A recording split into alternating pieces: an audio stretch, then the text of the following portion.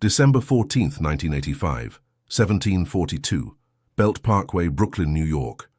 The wind off Jamaica Bay doesn't just blow, it cuts. It's a jagged, freezing blade that smells of salt water and diesel exhaust. Sal Vitale wiped a smear of black grease across his forehead, his knuckles raw and bleeding from the biting cold.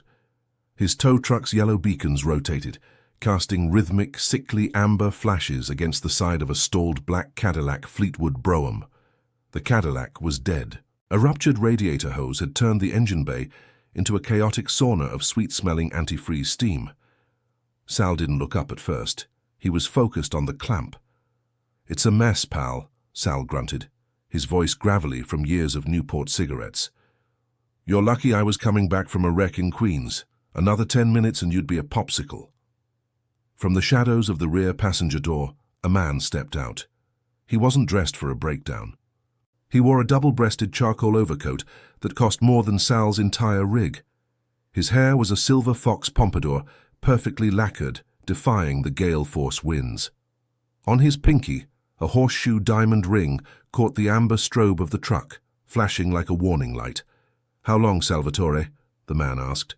His voice was a low, melodic rasp. He didn't ask if it could be fixed. He asked how long. 20 minutes to patch it so you can get to a garage. An hour if you want it done right," Sal said, finally looking up. He froze. He recognized the jawline from the Daily News.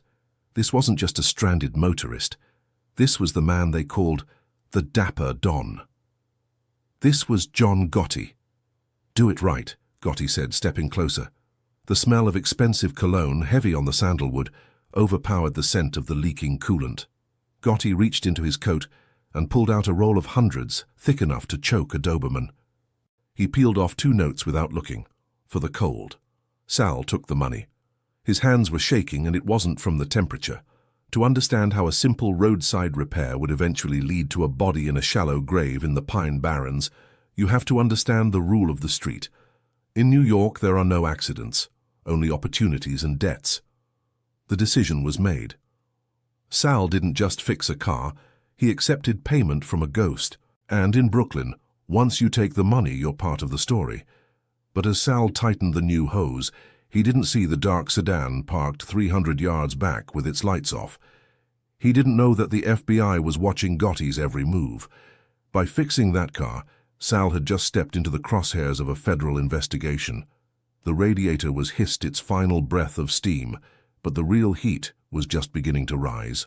The Cadillac purred like a satisfied predator as it pulled up to the curb in Little Italy. Sal followed in his tow truck, as instructed by the silent driver who had remained in the car during the repair. He felt out of place. His rusted-out Chevy 3500 sat like a gargoyle among the sleek Lincolns and Buicks lined up outside the club. Gotti stepped out, nodding to the men lounging by the door. These weren't just guys. They were made men, soldiers of the Gambino family, eyes scanning the street for anything that didn't belong. Gotti turned back to Sal. "The car runs better than when I bought it," Gotti remarked, lighting a cigar. The tip glowed bright orange in the dim streetlights. "You got a shop, Salvatore, or you just a nomad with a wrench?" "I got a small place in Ozone Park, Mr. Gotti," Sal replied, keeping his head down. "Sal's Automotive. Just me and a lift." Gotti smiled. It wasn't a warm smile. It was the smile of a man who just found a new tool. "Ozone Park, my backyard." "You're a good neighbor, Sal. From now on, you don't just fix cars. You fix our cars. No questions, no paperwork. Just cash and loyalty. You understand loyalty?" Sal nodded. He knew the stories. He knew about the disappearances. But he also looked at the $200 in his pocket and thought about his daughter's tuition. "I understand, Mr. Gotti." "Good. Someone will be by tomorrow with a fleet. Get them ready." Gotti turned and vanished into the darkness of the Ravenite. That night, Sal sat at his kitchen table in a cramped apartment above the shop. The radiator fix was a fluke, a lightning strike of fate. But the effect of the legend was already taking hold. His neighbors saw the black Cadillac escorting his tow truck home. By morning, the word was out. Sal Vitale was with the Gambinos. The consequences were immediate. His landlord, usually a prick about the rent, dropped off a bottle of expensive wine. The local beat cop, who usually harassed Sal about parking his rig on the sidewalk, simply waved and kept walking. Power is infectious. It feels like a warm coat in a cold winter. But power has a price tag. Sal was no longer just a mechanic. He was a logistics asset for a criminal empire. He went to sleep dreaming of chrome and diamonds, unaware that he had just signed his own death warrant in grease and ink. The shop was silent, save for the rhythmic clink-clink of a cooling engine. Outside, the winter slush turned to ice. A heavy knock at the bay door shattered the silence. Sal opened it to find 3 men and a nondescript silver Mercury Grand Marquis. "Mr. Gotti said you're the man for a discreet tune-up," one of the men said. He was thick-necked, wearing a leather jacket that creaked with every movement. He didn't introduce himself, but Sal recognized him from the papers. Sammy the Bull Gravano. The job wasn't a tune-up. They wanted the floorboards reinforced with steel plating. They wanted hidden compartments in the trunk and a specialized kill switch for the brake lights. These were the modifications of men who expected to be chased. They were the modifications of men who carried things, or people, that they didn't want the world to see. "It'll take 48 hours, Sal said, his heart hammering against his ribs. "You got 24, Sammy replied. He tossed a set of keys onto the workbench. "And Sal, if I find a bug in this car, or if a single bolt is loose, we're going to have a very different conversation." Sal worked through the night. He saw things in the car that haunted him: a stray shell casing under the passenger seat, a faint copper-smelling stain on the rear carpet that no amount of shampooing could truly erase. He wasn't just fixing cars anymore. He was cleaning up crime scenes before they even happened. The atmosphere in the shop grew suffocating. The scent of motor oil began to mix with the metallic tang of fear. Every time a car slowed down outside, Sal's hand jumped. He was living in the shadow of the Gambino hierarchy, a man caught between the anvil of the mob and the hammer of the law. He realized then that Gotti didn't choose him because he was the best mechanic. Gotti chose him because he was nobody. A nobody is easy to use and even easier to discard. The effect of the legend was fading, replaced by the grim reality of the tax. And the tax for being Gotti's mechanic was his peace of mind.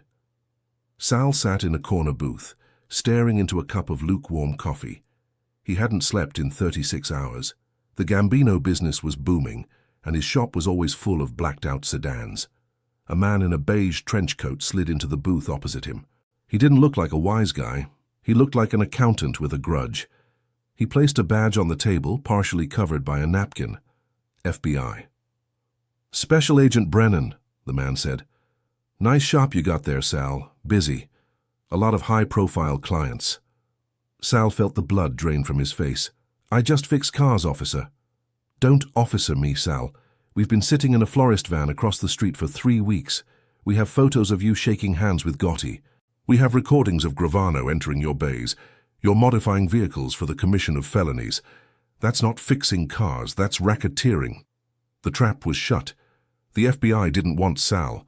They wanted the dapper Don. But to get to the king, they needed to flip the pawns. "We need to know what's in those cars, Sal," Brennan whispered, leaning in. "We need to know where they go. We need you to install something for us next time a Gambino car rolls in. A GPS tracker, a microphone. Do this and the racketeering charges vanish. Refuse and you'll be doing 20 years in Leavenworth, while your daughter grows up without a father." This was the chessboard in motion. Gotti had given Sal money and status. The FBI was offering him a way out, or a different kind of prison. "If they find out I'm a dead man," Sal whispered. "If you don't help us, you're a broke prisoner," Brennan countered. "Choose your side, Sal. The mob uses you. We just want to put them away." Sal looked out the window. A black Lincoln was pulling into his shop's lot. The theme of loyalty was being tested to its breaking point. The decision: Sal took the small magnetic device the agent pushed across the table. As he walked back to the shop, the weight of the tracker in his pocket felt heavier than a lead pipe. The car was a 1985 Jaguar XJ6. It belonged to Frank DeTico, Gotti's right-hand man. It was a beautiful machine, British racing green, smelling of Connolly leather. Sal was under the dash, his hands slick with sweat. He was supposed to be fixing a short in the air conditioning. In reality, he was wiring the FBI's cockpit microphone into the car's electrical system. Every sound in the shop was magnified. The drip of a faucet sounded like a gunshot. The hum of the fluorescent lights felt like a scream. Suddenly the shop door creaked open. It was Gotti himself, unaccompanied. He walked with a rhythmic, confident stride. Click, click, click, the sound of his heels on the concrete floor. "How's Frank's toy, Sal?" Gotti asked, standing right over the open driver's side door. Sal's heart nearly stopped. He was holding two wires, one from the car, one from the FBI. If Gotti looked down, he'd see the device. Almost done, Mr. Gotti," Sal stammered, his head tucked under the steering column. "The wiring is a nightmare. Typical British engineering." Gotti laughed. It was a dry, haunting sound. British engineering, no soul. Give me a Cadillac any day. "You know why I like you, Sal? You're precise. You don't talk much. In this city, everyone talks. The walls talk. The pigeons talk." Gotti leaned down, his face inches from the dash. He reached out and touched the wood grain. "But a car. A car is a vault. What's said in a car stays in a car, right?" Sal couldn't breathe. "Right, Mr. Gotti. Finish it up. We're going to Sparks Steakhouse later. Need the Jag in top shape." Gotti left, leaving a cloud of sandalwood and terror behind. Sal finished the wiring with trembling fingers. He had done it. He had planted a bug in the inner circle's mobile confessional. He thought he was a hero for the law. He didn't realize that the vault he just cracked was about to become a tomb. Before the FBI approached him, Sal had watched the news with the rest of the world. Paul Castellano, the boss of the Gambino family, had been gunned down outside Sparks Steakhouse. It was a brazen daylight execution that shifted the tectonic plates of the underworld. The rumors started immediately. Gotti had ordered it. Gotti was the new king. In the weeks following, Sal noticed the change in the men who came to his shop. They were louder, more aggressive. They carried themselves with the arrogance of winners. But Sal saw the cracks. He saw the way they looked over their shoulders. The error wasn't the hit, a regular soldier told Sal while waiting for an oil change. The error was thinking the feds would let it slide. You kill a boss in the street, you invite the devil to dinner. Sal realized then that the effect of the legend was a double-edged sword. Gotti was a superstar, the Teflon Don. He was on magazine covers. He was a folk hero in Brooklyn. But a legend is a target. By helping the FBI, Sal was helping to dismantle the legend. But he was also realizing that in the mob, there is no such thing as a former associate.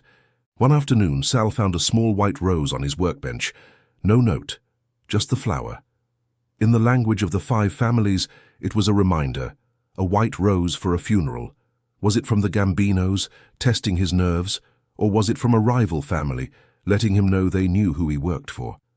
The consequences of his roadside good deed were spiraling out of control. He was no longer playing chess. He was playing Russian roulette. The bug Sal installed had worked. The FBI had hundreds of hours of recordings. They heard Gotti bragging about hits, talking about money and insulting his own men. The vault had betrayed him. Sal was summoned to a safe house in Connecticut. Agent Brennan sat across from him, looking tired. "The recordings are good, but we need a witness to verify the modifications," Brennan said. "We need you to testify, Sal. We need you to tell the jury how you reinforced the cars, how you helped them hide the tools of their trade." "I'll be dead before I reach the stand," Sal said.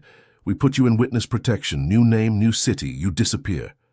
Sal looked at his hands. The grease was permanently etched into the lines of his palms. He thought about his shop. He thought about the dapper Don and that first night on the highway. "Ninguém sabia até ser tarde," Sal muttered in the Italian his grandfather spoke. Nobody knew until it was too late. He had fallen for the aura. He had let the legend blind him to the monster. Gotti wasn't a hero. He was a man who used people like spare parts. When a part is worn out, you throw it in the scrap heap. "I won't do it," Sal said. "I won't testify. Give me the prison time. At least in jail I know where the hit is coming from. If I go into the program, I'll be looking at every tow truck for the rest of my life, wondering if it's a friend or a ghost." Sal chose the prison cell over the shadow. It was a decision of honor, or perhaps just pure, unadulterated fear. Sal wasn't a gangster, but he was treated like a king in the yard. The word had traveled fast. The mechanic didn't flip. He took the 5-year racketeering charge and kept his mouth shut. One afternoon, a man approached him during exercise hour. He was an older man, a mustache Pete from the Genovese family. "John says thank you," the man whispered. "He says your shop will be waiting for you when you get out. And your daughter. Her college? It's handled." For a moment, Sal felt a surge of relief. He had stayed loyal. He had earned his place.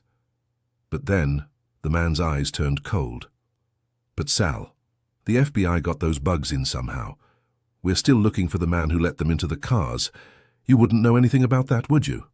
The theme of the story, reputation, was a cage. Sal's reputation as a loyalist was the only thing keeping him alive.